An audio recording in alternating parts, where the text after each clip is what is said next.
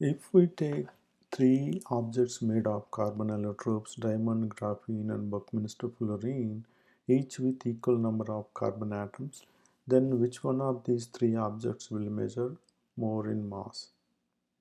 Let's come back to this question later in the talk. So this is series of talks I'm giving as part of what is holding the science from making a big leap forward. And the present talk is the nature of gravity and strong nuclear force. Let us look at how the fission of uranium atom occurs. Uranium-235 hit with a neutron and that becomes an uranium-236. Uranium-236 gets disintegrated into chromium-92 and barium-141 plus 3 neutrons and energy.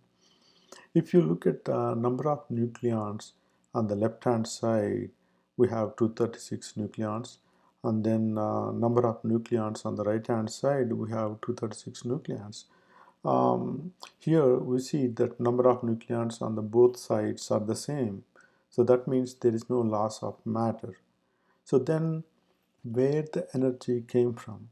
So the energy came from strong nuclear force within the uranium-236 atom. So that got released as energy. How do we know that? That is because there's a deficit in mass in the resultant components that that is equal to the whatever that energy that got released. That means SNF within the uranium atom was measuring more mass, and then that mass difference within that resultant components got released as energy. That means SNF is energy, and then it is also the mass. It generates mass within the object. So release of energy causes the deficit in mass in the resultant components. So when we look at when does an object will have more mass? Like if the mass SNF generates a mass within the object, when does an object will have more strong nuclear force?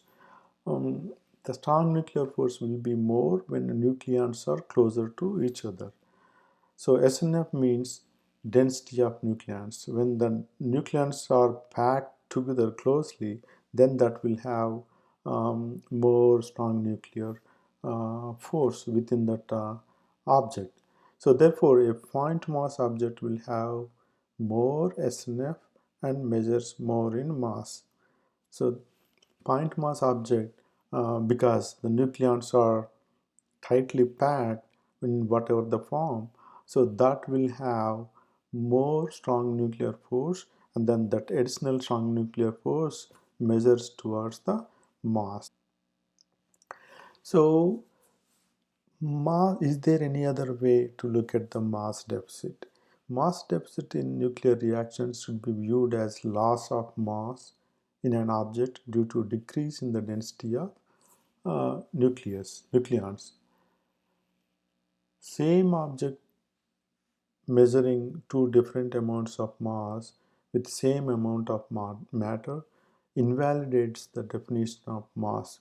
If we take an object, like if at one instance it's measuring some amount of mass, and then in another instance it's measuring different amount of mass, so that means that invalidates the definition of mass. What is the definition of mass? Definition of mass is like an object, whatever the shape and form it takes, the amount of mass within that object is the same. But the nuclear reactions, the concept of mass deficit actually invalidates the definition of mass. Invalid concepts of mass deficit and definition of mass are hindering the progress of physics. Unifying the physical forces is only possible when we discard these two concepts. So those are the two concepts stopping the progress within the physics. So look at the to support the concept what I am talking about. Let's look at the how the neutron star forms. Like a gravitational pull of a core collapses a star to a neutron star at the end of its life. Whatever that outward pull of the force will be less compared to inward force of the core. So at that time the star collapses onto the core, and then that becomes the neutron star. So that when it becomes a neutron star, density of nucleons will increase in the neutron star. Definitely, definitely. So the because it's all nucleons, and then the nucleons are closer to each other. So what happens when the nucleons are closer? SNF will increase within the density of the nucleons. So because the density of nucleons is associated with strong nuclear force, so the strong nuclear force within the neutron star will increase, and then additional SNF generates more mass within the object. So SNF is mass, right? So when SNF increases in the neutron star, that generates more mass. So therefore, a neutron star measures more mass than it was before the collapse. So that's what happens. So there is a mass of the star in the before the collapse, and then when it becomes a neutron star, the additional SNF generates more mass, and then that increases the mass of the star. So mass is proportional to gravity. So that means a neutron star exerts more gravity than it was before the collapse. So mass is, if you take the Newton's principle, mass is like gravity is the product of the mass of the two objects. So if the mass of one of the object increases, so that in turn will increase the gravity of that object, whatever that object exerts on the other objects. So that means, what does that mean? So there is a strong nuclear force, um, and then that's the same thing is energy, and then the same thing is mass, and then strong SNF itself is the density of nucleons, and then SNF itself is generating gravity. So this is how all the things are connected together. So to clarify even further, let's look at the first question we posed. Carbon allotropes, we have a diamond structure. It has atoms of carbon atoms are packed in that lattice structure.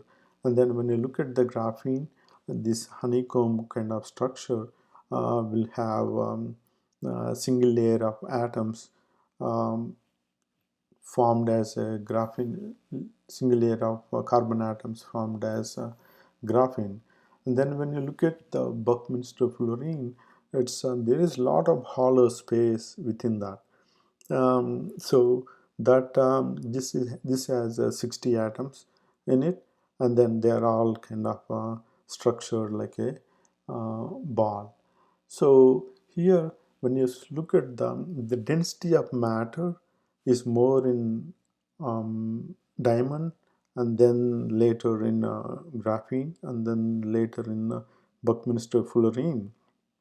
So the because the density of matter is different, that determines the mass of the object. So density of atom is more in diamond compared to graphene, and then similarly density of atoms is more in graphene compared to Buckminster fullerene.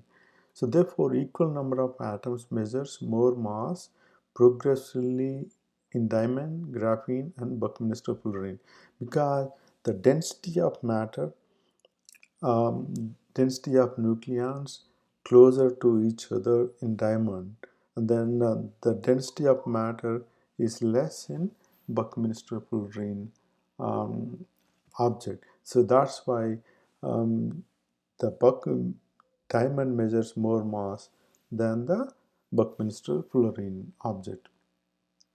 So the similar way, when we look at the ionization of a nuclear energy, ionization of an atom, positive ionization of an atom creates imbalance between negative electron cloud and positive nucleus. Nucleus gets pulled inward due to strong nuclear force within the nucleons, because nucleons are getting pulled inward, so they will have more strong nuclear force. So that means what happens, density of nucleons will increase very tiny bit. If you take an electron, the topmost electron, eject the electron out of that shell, so the nucleus gets pulled inward and the density of nucleons will increase.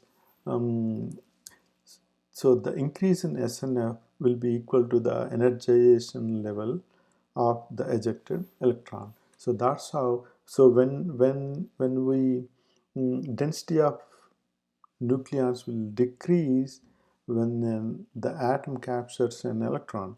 The amount of energy released by the nucleus will be equal to the captured um, electron, energization level of that electron. So even the energy when we do ionize an atom, um, so the energy is coming from nucleus. That is actually the nuclear energy. As we saw earlier in the neutron star case, gravity is strong nuclear force itself, right? So the gravity is SNF that is expressed between the objects. We are saying that whatever that force between the objects has gravity, but that is SN strong nuclear force itself is being expressed as gravity. So when it is within the nucleus, we are saying it's a strong nuclear force, but the same thing when it's acting between the objects, we are terming it as gravity, but there is a relation between these two things and they are the same. So gravitationally bound objects expend their cumulative energy. So the cumulative strong nuclear force, I termed it as gravitational self-energy. So that is strong SNF from each nucleon to the rest of the nucleons. The total strong nuclear force within the object is called gravitational self-energy, and that is what being expended when gravitationally bound objects revolve around each other. So when you look at the slingshot of a spacecraft appears to be a free energy, but in reality the GSE of the Earth is consumed in giving a push to the spacecraft. So what is the and summary of that concept of deficit of mass is incorrect. Mass of an object changes with the density of the matter. The definition of mass is invalid, and because that needs to be incorporated, whatever the definition of mass we have right now, that's not complete. That needs to incorporate density of the matter into that definition, then only that will become complete. So gravity is energy. It is the strong nuclear force itself, but we are looking at it as something other than strong nuclear force. So all the forms of energy is nuclear energy, even the electrical, gravity, strong nuclear force, and then um, all other forms of energy, chemical energy, is all strong nuclear force itself. So whatever this video is in support of the article published at the following links. I published the article a couple of weeks back on wixra.org preprint server. So that is the link to the article, and then I already also posted the article on YouTube in that for this link. You can read it in the YouTube, or you can download it in the um, Pixra preprint server. So these are the previous talks I gave as part of this series. And so what I am doing, including in this series, is I'm first initially giving a few of my discoveries, and then I will give a talk on the drawbacks of what is holding the science from moving forward, like what are the drawbacks in publishing the research results, and then I will conclude the talk with the ideal environment to publish the research papers. Thank you very much for watching this video. Share the content and be part of the change. Thank you.